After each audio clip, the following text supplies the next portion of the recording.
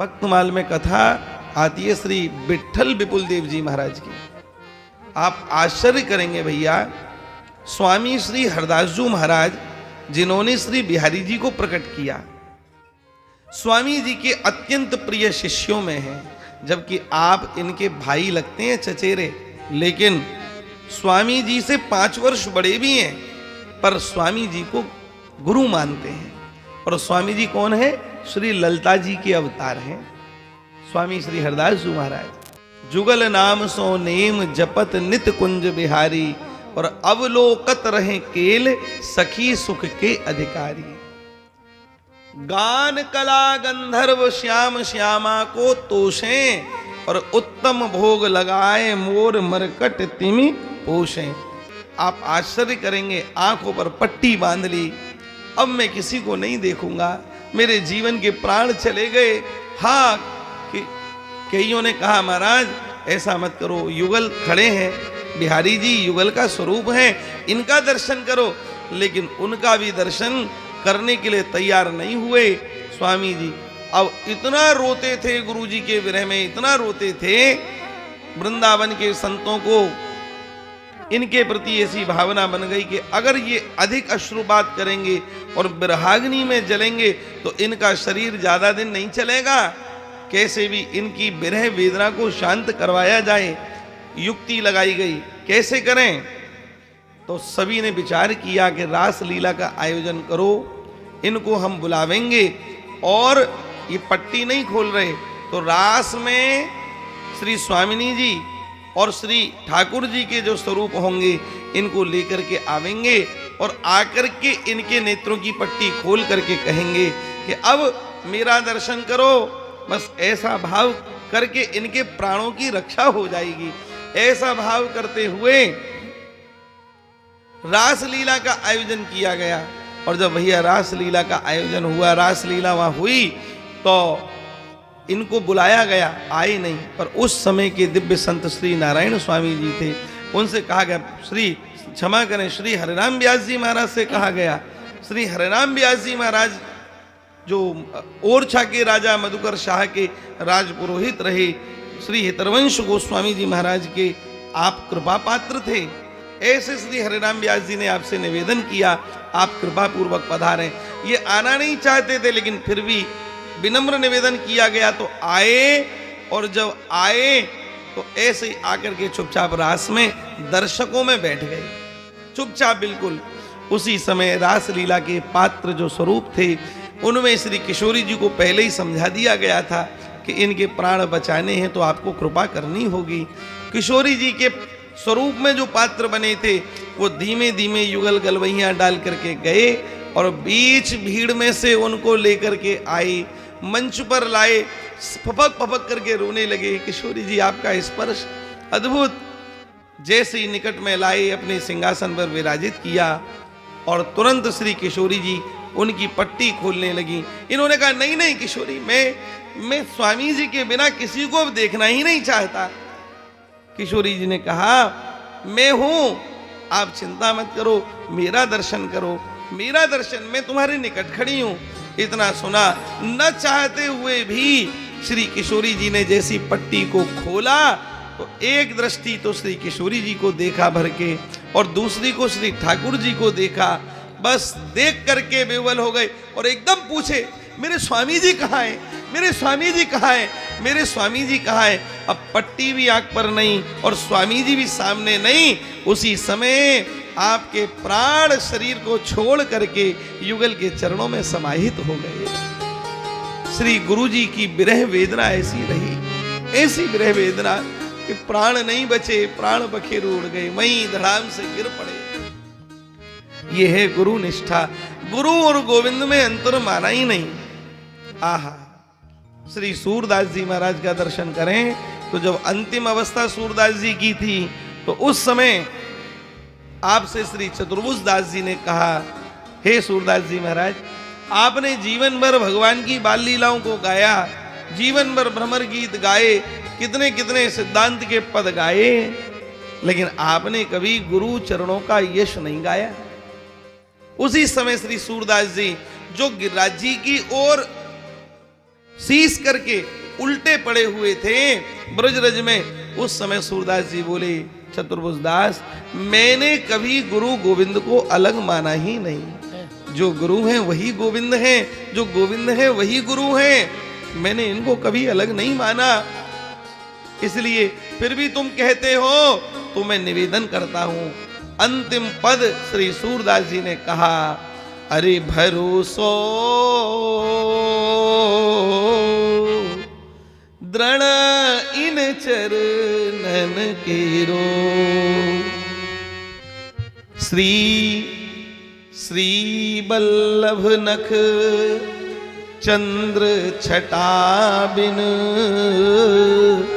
सब जग मांझ अंधेरो। भरोसो दृढ़ इन चरणन केरो। आहा, सूर कहा कहे द्विविध आंधरो, बिना मोल को छीरो। भरोसो दृढ़ इन चरणन केरो। ऐसा कहा, गुरु गोविंद अलग है ही नहीं। हाँ, जो श्री बल्लभ रामचरितमानस प्रमाण देती है, श्री गुरु पद नख मणिगण ज्योति, और सुमिरत दिव्य दृष्टि ही ये होती। गुरु जी के नख, नख नहीं नख के अग्रभाग में ऐसा दिव्य प्रकाश प्रकट हो रहा है। श्री बल्लभ नख चंद्र छटा बिनु सब जग मांझ अंधेरो। महाराज, मुझे गुरु जी के चरणों से निकलती हुई ज्योति दिखाई दे रही है और सारे संसार में अंधेरा ही अंधेरा दिखाई दे रहा है। ऐसा कहा है। 2 लाइन गाओ गुरुदेव भगवान का स्मरण करते हुए। अरे आनंद ही आनंद बरस रहा बलिहारी, ऐसे सतगुरु की। अब छेड़ना आनंद बरस रहा बलिहारी, ऐसे सतगुरु की। आनंद ही आनंद बरस रहा बलिहारी, ऐसे सतगुरु की। आनंद ही आनंद बरस रहा बलिहारी, ऐसे सतगुरु। ओ बलिहारी ऐसे सतगुरु की। बलिहारी ऐसे सतगुरु की। बलिहारी ऐसे सतगुरु की। बलिहारी ऐसे सतगुरु। ओ बलिहारी ऐसे सतगुरु की। बलिहारी ऐसे सतगुरु की। ओ आनंद ही आनंद बरस रहा बलिहारी, ऐसे सतगुरु की। आनंद ही आनंद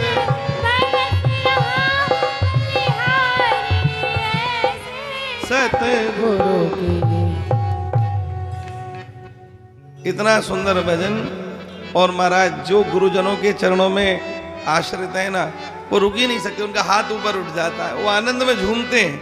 हाँ, लेकिन जो गुरु के आश्रय में नहीं है वो ऐसे ठंडे से पड़े रहते हैं। हमारे वृंदावन में कथा हो या कहीं हो, महाराज रसिकों के बीच में हो तो झूम पूरी सभा नाचने लगती है।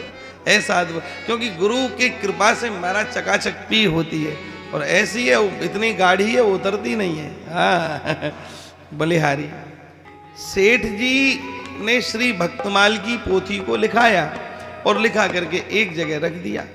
अब जब रख दिया तो मृत्यु निकट आई, और मृत्यु जब निकट आवे तो अपने कल्याण की कामना सबको होती है। और ध्यान दीजिएगा, जिसने जीवन भर जो कार्य किया हो वो मृत्यु के समय सब याद आ जाते हैं। अच्छे कर्म वो भी आएंगे, बुरे कर्म वह भी। जिसने नाम जप जीवन भर किया है, अंतिम अवस्था पर उसके भी जीव से नाम जब निकलेगा। और जिसने जीवन भर महाराज विकारग्रस्त होकर के जीवन जिया तो अंत में वो विकार सामने आते हैं। ऐसा हमने संतों से सुना है भैया, किसी की मांस खाने की इच्छा रह गई, अरे बोले हमने जीवन भर सब काम किए, मांस तो खाया ही नहीं, बस तो अगला जन्म अंतमति सो गति, उसको क्या गति मिलेगी? अंत में जो मति बन गई वही गति। बोले चिंता मत करो, खूब खाना, अगला जन्म गिद्ध का, चील का, ऐसी योनि में जाता है, बोले जहां अब खूब मांस भक्षण करो, समझ रहे? और अंत में हमारी मति ऐसी नहीं होनी चाहिए। कैसी हो? हमारी मति में होना चाहिए देहांत काले तुम सामने हो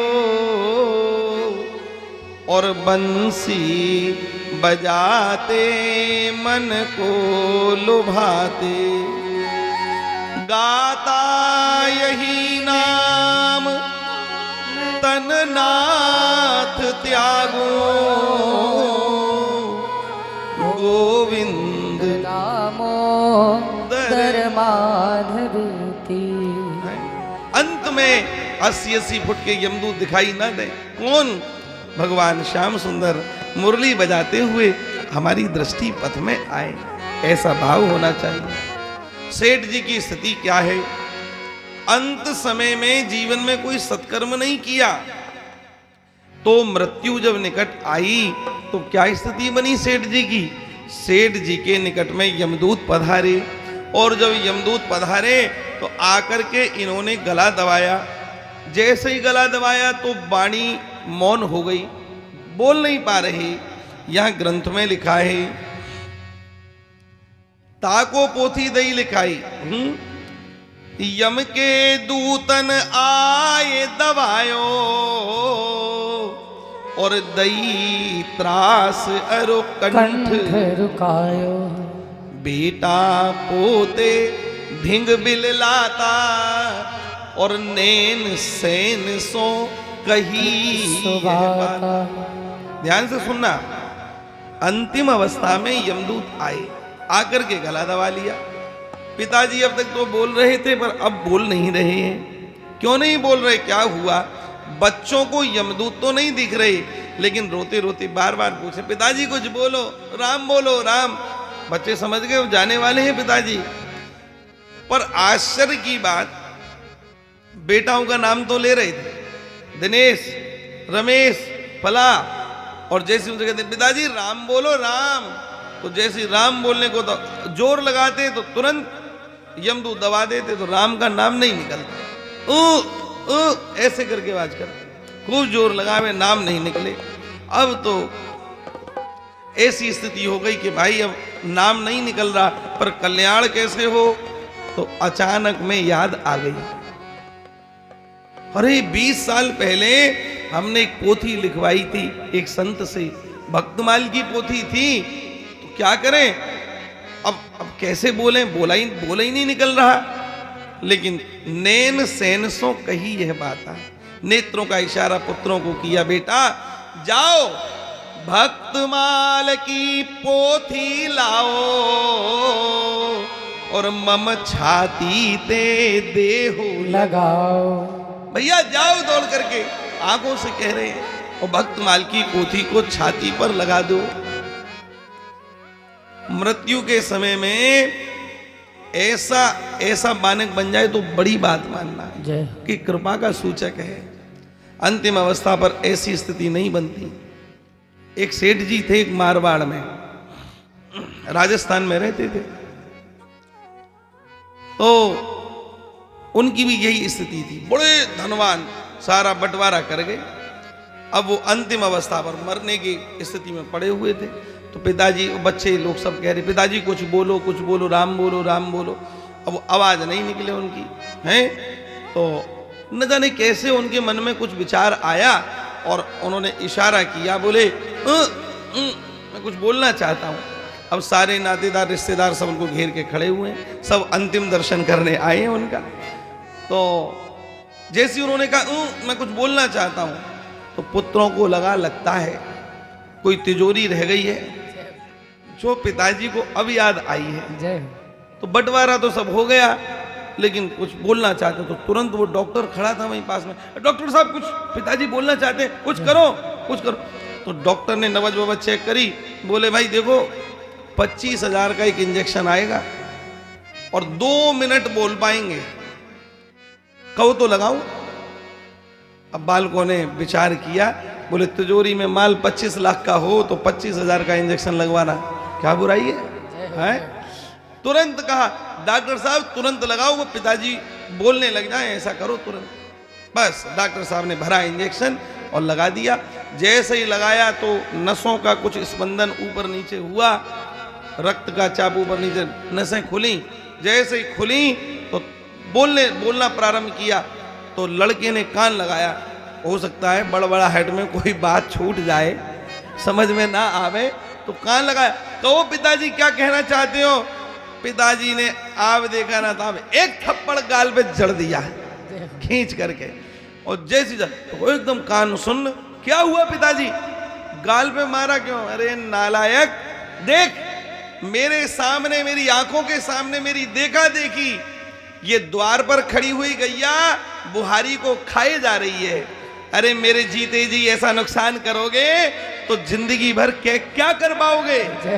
ले मृत्यु के समय भगवान को दुनिया याद करती है, पर 2 पैसा की बुहारी में प्राण पड़े हुए हैं। चित्त वृत्ति 2 पैसा की बुहारी में पड़ी है। विचार करिए आप लोग। महाराज 25,000 का इंजेक्शन 2 पैसा की बुहारी में खत्म हो गया। ये है लोगों की स्थिति। अंतिम समय में भी विषय वासनाएं पीछा नहीं छोड़ती। हाँ भैया जी, आप आश्चर्य करोगे, श्री मलुकपीठ वाले महाराज जी उन महापुरुष को सन्यासी होने के बाद भी साष्टांग प्रणाम करते थे, और वो गृहस्थ थे। इस दास को उनकी सेवा का अवसर मिला, हम छोटे थे तब उन्हीं की सेवा में रहते थे, और गृहस्थी थे वह। लेकिन आप आश्चर्य करोगे सुनकर के घटना को, उन्होंने कभी भी अपना निजी मकान नहीं बनवाया। जीवन भर एक अकाउंटेंट का काम किया और फिर उसके बाद में भगवत सेवा में लग गए। अपना निजी मकान नहीं बनवा, किराए के मकान में रहे। तो हम कभी कभी उनसे पूछते थे, बाबूजी अब आपके पुत्र तो बैंक मैनेजर हैं, तो आप मकान बनवा सकते हो? तो आपको तो कभी कभी मौन हो जाते, लेकिन कभी अपनी मस्ती में कहते, भैया नवनीत राम, अंतिम अवस्था में अपने द्वारा बनाए हुए मकान में आसक्ति हो जाती है, एक एक ईंट में आसक्ति हो जाती है। तो मृत्यु के समय में ईंटों में आसक्ति हो, ऐसा हम नहीं चाहते। अंतिम अवस्था में तो श्री रघुनाथ जी का दर्शन हमको प्राप्त हो, हम ये चाहते हैं। जीवन भर उन्होंने मकान नहीं बनवाया, और उनके जीते जी उनके पुत्र ने मकान बनवाया, उस मकान में रहे, लेकिन सदैव कहते हमारा मकान नहीं है, वो रघुनंदन का मकान, माने उनके पुत्र का नाम रघुनंदन, वो रघुनंदन का, हमारा नहीं है। वहीं प्राण का उनके शांत हुए, और बहुत दिव्य महापुरुष जीवन पर्यंत कभी नहीं बनवाए। कोई उनके पास पहुंचता तो उससे पूछते। एक बार हमारे साथ में एक रामपुर के ही वो निवासी हैं, गाजियाबाद निवास करते हैं, रहने वाले पुराने, तो हमारे साथ में उनका दर्शन करने गए। तो उनसे पूछ लिया उन्होंने, क्यों भैया क्या काम करते हो? तो बोले महाराज मैं परिवहन विभाग में हूँ और लेखा जोखा देखता हूँ, मतलब अकाउंटेंट हूँ। अच्छा, लेखा जोखा देखते हो? तो 2 मिनट मौन हुए, फिर एकदम मुंह उठा करके पूछा, कार्यालय का ही लेखा जोखा देखते हो? अपना भी देखते हो या नहीं? अपना भी लेखा जोखा करते हो या नहीं? माने self assessment, at what level I stand, मैं किस लेवल पर हूँ, कहाँ हूँ, मुझे कहाँ होना चाहिए। अपना अपना परीक्षण भी सबको करना चाहिए। इसीलिए सदगुरु का जीवन में होना परम आवश्यक है।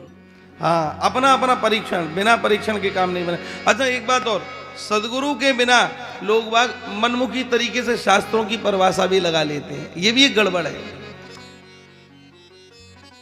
एक बार वो भैया जी आपने सुनी होगी, हम प्राय सुनाते हैं, वो वीडियो बहुत वायरल हुई हमारी। कबीरदास जी ने एक साखी बोल दी। क्या साखी बोली? पाप करे ते हरि मिले, अरे पाप करे ते चैन और पाप करे सब कछु मिले।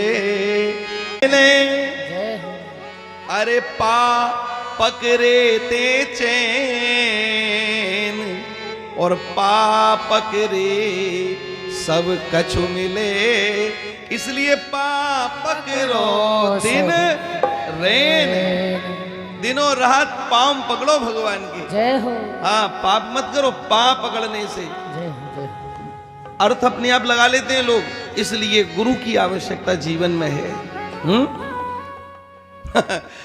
महाराज सेठ जी, अच्छा वो विषय ऐसा डाल दिया उसने, जिसने डाली हमारी वो वीडियो, पाप करे ते हर मिले। अब लोगों ने सबने खोल खोल के देखा है। ओ भैया जी, हम कोई अच्छी बात बताते हैं उसको लोग नहीं देखते, उस पर क्या बोलते हैं, उनको क्या बोलते हैं, उनको कमेंट नहीं करते। जी हाँ, और उस पर महाराज कितने कितने व्यूज थे भैया? 10 लाख से ऊपर थे। अब बताओ, 10 लाख लोगों ने सुन लिया। मतलब पाप करने की इतनी वो है। जय हो धन्य है प्रभु, धन्य है। एक मैसेज आया भैया हमारे पास, मतलब 5-6 साल पहले किसी ने भेजा, बहुत बढ़िया। उसमें लिखा था कि entry to temples are free but they all are empty and entry to pubs cinemas are paid but they all are full. मंदिर में आपको कोई टिकट नहीं देनी पड़ी, टिकट नहीं लेनी पड़ी, कोई पैसा नहीं देना पड़ा। पैसा चढ़ाओ मत चढ़ाओ, पुजारी जी उल्टा प्रसाद और देंगे आपको, है ना? कितना बढ़िया। Entry to temples are free. पर कभी कभी चलो, अब तो श्री खाटू श्याम बाबा विराज गए तो भीड़ भाड़ सी दिखती है, नहीं तो कई जगह हम ऐसी जगह जाते हैं जहाँ पुजारी जी अकेले घंटी से आरती कर रहे होते हैं और घंटा बजाने वाला भी कोई नहीं होता भैया। और ढूंढते हैं कि 2-4 कोई आ जाए तो अच्छा है, घंटा बजाने वाला कोई नहीं होता। लेकिन मंदिर में आने की फीस नहीं लगती, लेकिन मंदिर भैया जी वो रीते रहते हैं, भीड़ नहीं होती उनमें। और सिनेमा का टिकट लगता है, पब में जाने का टिकट लगता है, पैसा लगता है। और कितने जगह माने जो विलासता के उस सब में पैसा लगता है, तो वह फुल बोर्ड लगा होता, हाउसफुल, हाउसफुल। ऐसा ही है ना भैया? ओ तो उसमें आगे लिखा था मैसेज में कि देखो, फ्री का स्वर्ग किसी को नहीं चाहिए और नरक जाने के लिए लोग पैसा खर्च कर रहे हैं। यही तो उल्टी रीति है, जय यही तो उल्टी रीति है भाई। पुराने समय में घरों के बाहर लिखा होता था अतिथि देवो भव, और अब लिखा होता है जोर से बोलो, कुत्तों से सावधान, कुत्तों से सावधान, कुत्तों से सावधान। अच्छा भैया रजत जी, मैं कभी जब ये बात पढ़ता हूँ ना, किसी घर के बाहर लिखा हुआ कुत्तों से सावधान, तो मुझे ये पता नहीं चल पाता कि इसमें कुत्ता है कौन। हमारे गुरुजी कहते थे एक बार, वो कहते थे कुत्ता पाले सो कुत्ता। हाँ, प्रमाण है, कुत्ता घर में नहीं पालना चाहिए। कुत्ता जो पालता है महाराज जी, उसको कुत्ता की ही योनि मिलती है। जैसे जड़ भरत जी महाराज के प्रसंग में आता है कि एक हिरण को उन्होंने पाला और पाल पोस करके बड़ा किया, उनका शरीर छूट गया पर हिरण में प्राण बसे रहे, और हिरण में प्राण ऐसे बसे कि अगला जन्म उनको हिरण बनना पड़ा। ये प्रमाण है हमारे यहाँ। तो कुत्ता में जिसके प्राण अटक रहे हों तो वो देवदूत बनेगा? कौन बनेगा? तो बेटा जिसके घरों के बाहर लिखा है कुत्तों से सावधान, सावधान हो जाना। अच्छा एक बात और बताऊं आपको, देखो कुत्ते का पालन करो, हमारे महाराज जी कहते हैं करो कुत्ते का पालन, घर में मत करो, द्वार के बाहर।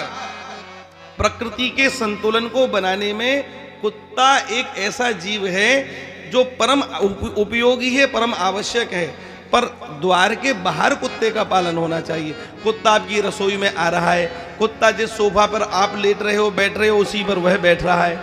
हम लोग भैया किसी के घर जाते हैं तो हम बड़े सावधान, हम नहीं पीते उसके घर का पानी भी, जिस घर में कुत्ता पाला जाता है। और कभी कभी एक आध के यहाँ फंस भी जाएं तो अपना आसन संग में रखते हैं।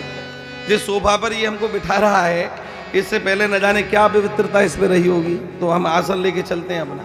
हाँ, कुत्ते का पालन कहाँ हो?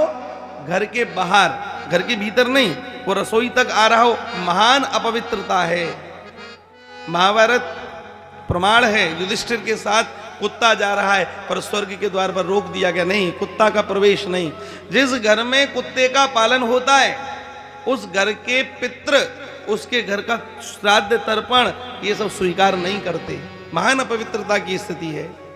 घरों में तो गाय पलनी चाहिए। हमारे दादाजी कहते थे, आंगन में तुलसी और द्वार पे गाय, सो नर कबहू नरक ना जाए। जय हो। आंगन में तुलसी, द्वार पे गाय, सो नर कबहू नरक ना जाए। द्वार पर गाय बंधनी चाहिए और कुत्ता बाहर। और सुनो एक बात और, आप लोग जितने रामपुर वाले लोग हैं हाथ उठा करके हमको बताओ, पहली रोटी का क्या करते हो? पक्की बात, जाती है या नहीं है? जाती। और अंतिम रोटी है? कुछ बोल रही हैं, अंतिम रोटी कहीं आप लोगों के हिस्से में तो नहीं आ रही है? हाँ, अंतिम रोटी किसको? कुत्ते के लिए बननी चाहिए। ये प्रकृति का नियम है। प्रांजल भैया, हम गाजियाबाद निवास करते हैं तो वहाँ बड़े बड़े टावर हैं, लोग 20-20 मंजिल पर रहते हैं, लिफ्ट से आवागमन होता है।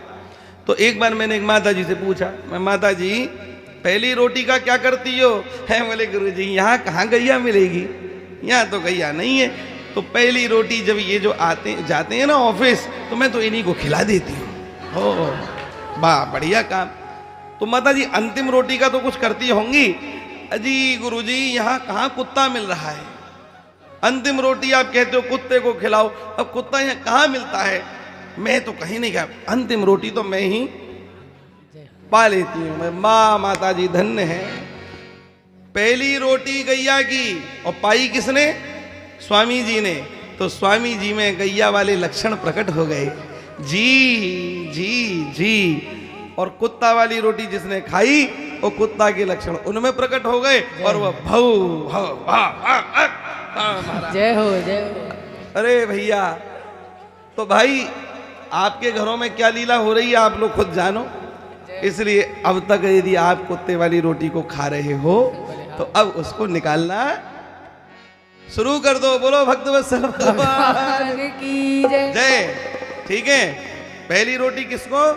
गैया को। अंतिम रोटी कुत्ते को। आजकल सब उल्टा जमाना है। हाँ भैया जी, उल्टा जमाना। देखो और क्या क्या उल्टा। पुराने समय में लोग भोजन तो करते थे घर में और शौच के लिए जाते थे लोटा लेकर जंगल, माने बाहर। और अब जमाना बदल गया, अब लोग रेस्टोरेंट में खाते हैं और शौच कहाँ जाते? विचार करो है। अच्छा, और चलो एक बात बताऊं। पुराने समय में एक बढ़िया रिवाज था क्या कि, अच्छा आप लोगों को बुरा तो नहीं लग रहा मेरी बात है? सीखने को कुछ मिल रहा है या नहीं नया? एक बात और, पुराने समय में भैया जी एक रीति और थी क्या कि आप लोग बुरा मत माना और मान भी लो तो सुधार कर लेना। हाँ, अगली बार हम तारीफ करें आपकी सबकी। पुराने समय में घर में जब कोई उत्सव होता, कार्यक्रम होता, तो भैया जी वो भोजन प्रसाद घर की माताएं बनाती थीं और नाचने कूदने के लिए बाहर से आती थीं, बुलवाया जाता था। और आजकल उल्टा हो गया है, भोजन बनाने वाली तो बाहर से आती है और नाच कूद कौन करता है? घर की है। तो ये सब उल्टा है, उल्टा जमाना हो गया। और इसीलिए आज वृद्धाश्रम बढ़ रहे हैं। आज आप लोग देखो घर घर टूट रहे हैं। पिता पुत्र की नहीं मानता, पुत्र पिता की नहीं मानता, क्योंकि सत्संग से विपरीत जीवन हम लोगों ने कर लिया है। इसको सुधारें, इससे आप लोगों को बहुत लाभ मिलेगा। मेरी ऐसी प्रार्थना है आपके चरणों में। सेठ जी, अंतिम अवस्था पे सेठ जी हमारी भी स्थिति ऐसी ना हो। हमारी स्थिति कैसी हो? जैसे सेठ जी के मन में भाव आया, अहो भक्तमाल की पोथी लाओ और मम छाती ते देहो लगाओ। बालकों ने देखा पिताजी कह रहे हैं कि वो पोथी 20 साल पहले इन्होंने लिखवाई थी। दौड़ करके पुत्र गया और लेकर के पोथी आया, पिताजी की छाती पर भक्तमाल की पोथी को विराजित कर दिया। जैसे ही विराजित किया तो आश्चर्य हो गया, चमत्कार हो गया। क्या? अरे धरतहि यम के दूत भजे जो, और सूरन के आगे कायर जो। जैसी पोथी को धरा, महाराज देव पार्षद प्रकट हो गए, यम के दूत भागे, इतने भक्तों का आगमन हो गया, अब हमारी छुट्टी, हमारी ड्यूटी खत्म, भागे। और कैसे भागे? सूरन के आगे कायर ज्यों, जैसे सूरमाओं के आगे कायर पीठ दिखा करके भागता है, ऐसे यमदूत भागे। अब तो महाराज जैसे ही यमदूत भागे तो क्या हुआ? गले को अब तक तो यमदूतों ने दबा रखा था, तो अब यमदूत भाग गए तो उसी समय कंठ खुलो, नैनन जल ढार्यो, और हरे कृष्ण गोविंद उचार्यो। अभी तक बालक कह रहे थे पिताजी कुछ बोलो, पर आवाज नहीं निकल रही थी। अचानक में भक्तमाल की पोथी को छाती पर रखा तो चमत्कार हो गया, श्री कृष्ण गोविंद का उच्चारण किया है। सेठ जी ने जैसे ही उच्चारण किया, अब तो बालक बड़े प्रसन्न हो गए। इनसे पूछा, पिताजी अब तक तो आप बोल नहीं पा रहे थे और अचानक में भक्तमाल की पोथी रखी आप बोलने लगे, क्या हुआ? पिताजी से बालकों ने पूछा तो पिताजी बोलते, बेटा मैं तुम्हें अपनी क्या कहूं, तिन कह यमदूतन दुख दीनो, पर भक्तन अब उबार में दीनो। भैया मैं तुम्हें क्या कहूं मन की बात, मैंने जीवन भर कोई सत्कर्म नहीं किया, इसलिए मुझको लेने के लिए यमदूत आए और यमदूतों ने मुझे दबा रखा था, मुझे त्रास दे रहे थे, कष्ट दे रहे थे, पर अब तो स्थिति बिल्कुल बदल गई है भैया। देखो मैं अब भक्तों के दर्शन कर पा रहा हूं। बेटों ने कहा, पिताजी कहाँ खड़े हैं भक्त? तो तुरंत हाथ जोड़ के कहा, नामदेव रैदास कबीरा, और सेन धना पीपा अति धीरा। भैया देखो ये नामदेव जी खड़े हैं, ये नामदेव, ये रैदास जी खड़े हैं, ये पीपा जी खड़े हैं। अरे पिताजी हमको दिखाई नहीं दे रहे। बोले मैं देख पा रहा हूं। नामदेव जी के हाथ में करताल लगी हुई है और बोल रहे हैं, नामदेव तुकाराम, नामदेव तुकाराम, नामदेव तुकाराम, नामदेव तुकाराम। भजो आप लोग भी बोलो, भगवान नाम भक्तों के नाम से प्रसन्न होते हैं।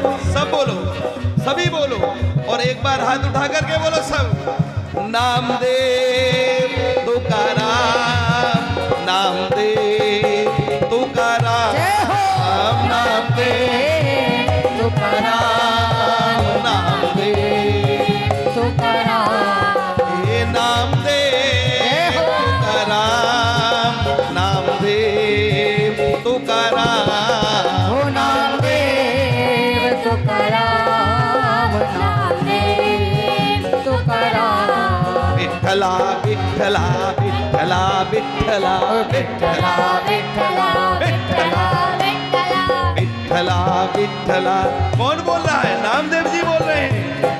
विठ्ठला विठ्ठला विठ्ठला, बोलिए सब बोलिए, विठ्ठला विठ्ठला विठ्ठला विठ्ठला विठ्ठला विठ्ठला विठ्ठला विठ्ठला विठ्ठला विठ्ठला विठ्ठला विठ्ठला विठ्ठला विठ्ठला, हो विठ्ठला विठ्ठला विठ्ठला विठ्ठला विठ्ठला विठ्ठला विठ्ठला विठ्ठला, हो विठ्ठला विठ्ठला विठ्ठला विठ्ठला विठ्ठला विठ्ठला विठ्ठला विठ्ठला विठ्ठला विठ्ठला विठ्ठला विठ्ठला विठ्ठला विठ्ठला, हो विठ्ठला विठ्ठला विठ्ठला विठ्ठला, जय विठ्ठला विठ्ठला। नामदेव तुकाराम,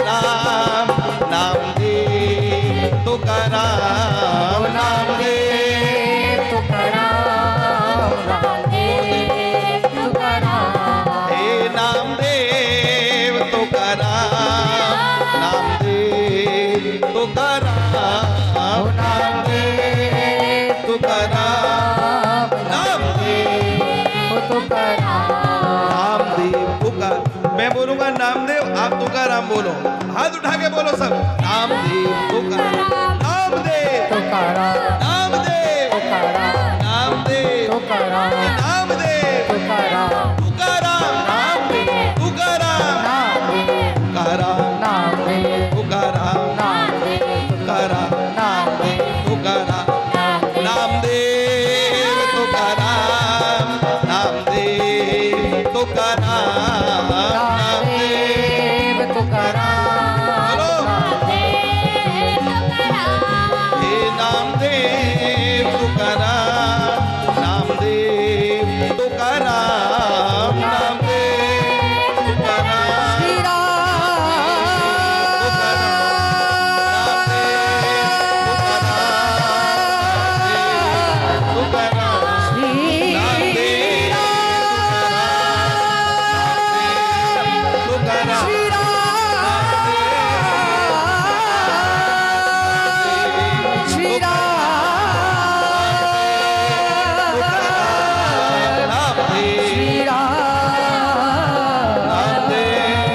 तुकाराम श्री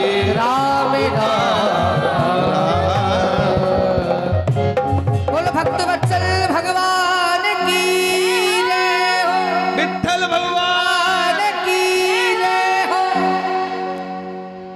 हमारा शरीर शांत हो और ऐसी नाम ध्वनि हो रही हो तो बोलिए, कोई जीव नरक जा सकता है क्या? है नहीं जा सकता है। इसलिए नामदेव रेदास कबीरा और सैन धना पाति धीरा सब सामने खड़े हैं। बालकों ने पूछा, पिताजी कीर्तन तो कर रहे हैं, क्या आपसे भी कुछ कह रहे हैं?